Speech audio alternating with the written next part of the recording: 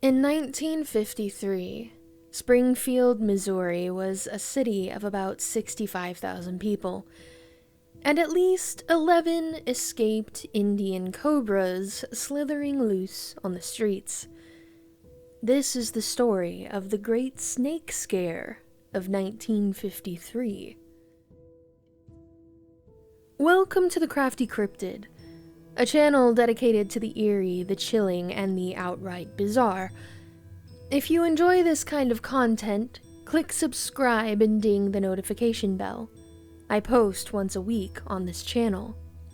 Today, let's dive into the story of the Cobra Scare that took place in Missouri in 1953. Our serpentine mystery began on August 15th, when a strange snake was found in a Missouri backyard. It wasn't like any snake that authorities had seen at that time, and there was a belief that it originated from an exotic pet store. A resident killed the first snake with a hoe, and Rio Maurer, owner of Maurer Animal Company, a pet shop located a block away from where the snake was killed, identified it as a harmless species and swore it had not escaped from his shop. At first, the snake was thought to be an anomaly. Someone's pet had obviously escaped its cage, perhaps. It was a one-time event. Until it wasn't. 1 week later, another man found a snake in his backyard. His bulldog had cornered the creature in the bushes, and, fearing that the snake was venomous, the man ran out with a garden hoe and killed it. He called the authorities, who realized it was the same species that had escaped the week prior.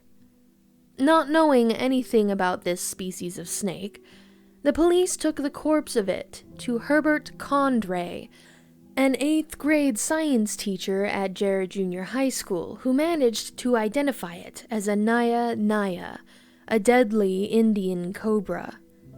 Shocked that they had now caught 2 of these deadly serpents in the city, the police again went to Maurer Animal Company, but Rio denied that any of his animals were missing.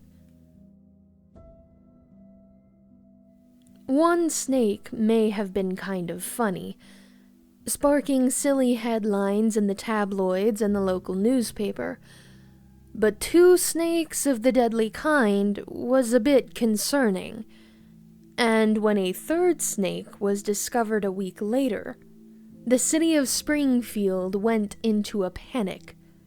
Suddenly, the townspeople were on the offensive. One man spotted a snake on the road and smashed it with a car jack before running it over repeatedly. And when her own daughter told her that a snake had just gone into the garage, Mrs. McCoy brandished a hoe, bravely entered the garage, and killed the snake. When Mr. Stockton saw one slithering in his yard, he threw a rock at it, chasing it into his crawl space. The police first tried trapping the cobra, then exploded a canister of tear gas under the house.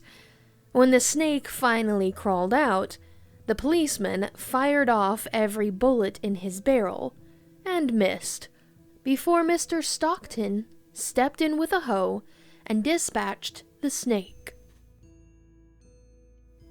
A month after the first exotic snake was killed, Life magazine published a story on, quote, "The Big Ozark Cobra Hunt," unquote, while the local hospital ordered enough Cobra anti-venom to treat the police force and any unlucky citizens who happened to get bit. Luckily, nobody did, not even when one police unit ran over a cobra but failed to kill it. The snake struck the car with his fangs repeatedly, but in the end met his end with a rock. Although they were not sure what to do, city officials felt they had to act, and hearing legends of snake charmers from India, decided their best course of action was to try and lure the snakes out. On October 5th, Del Kaywood, the acting city manager of Springfield, rented a truck with a sound system and drove around town blaring a snake-charming song called Cobra Blues, hoping it would lure any snakes out of hiding. A mob of people following the truck waited for any cobra to show itself so that they could kill it with hoes and shovels and rocks.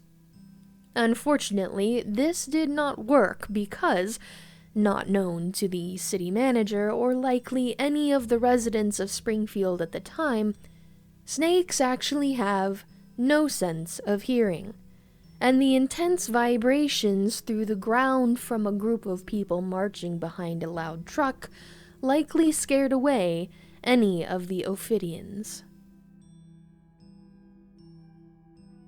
And still, Rio Mauer claimed no responsibility, despite how he was always nearby when a snake was found, and when the sixth one was discovered in the city, he was actually seen grabbing the snake, throwing it into a container, and running away with it.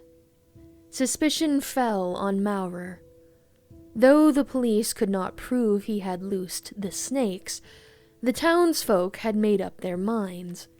After the seventh snake was discovered and dispatched, they demanded that Maurer move his animals outside of city limits. 11 snakes in total were discovered and dispatched, but long after the Cobra hunt, the residents of Springfield were uneasy. Maurer denied his participation in the event up until his death. Though crates upon crates of Indian cobras were found in his pet shop, he always claimed all were accounted for and none were missing. For years, the Great Cobra Scare of 1953 would remain a mystery, until a Springfield citizen named Carl Burnett came clean with the story. Carl Burnett was just a kid when he started working for Rio Mauer as a snake catcher. He would often capture completely harmless species of snakes in the wilderness and sell them to Mauer for a few cents apiece. Mauer would then sell the harmless snakes in his shop, along with the venomous and dangerous ones. One day, Carl decided that he wanted to purchase a goldfish from Mauer, but after only a short period of time, the goldfish died. Carl asked Mauer to give him a different fish, but Mauer refused, which made the kid angry. Carl went out back and decided to dump one of the crates of his snakes out of revenge. He thought he was dumping a crate of harmless snakes that he himself had captured for Mauer. In reality, he had opened a box of deadly Indian cobras.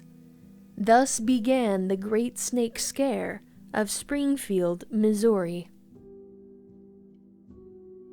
The Cobra Scare has become somewhat of a Missouri legend now, and museums, shops, and pubs in Springfield usually have some sort of memorial to the snakes that terrorized the citizens during those terrifying few months in 1953. I hope you enjoyed this video. To be notified when I post next, click subscribe and ding the notification bell. Leave a like and a comment for the YouTube algorithm. Thanks for watching, and come back soon, cryptids.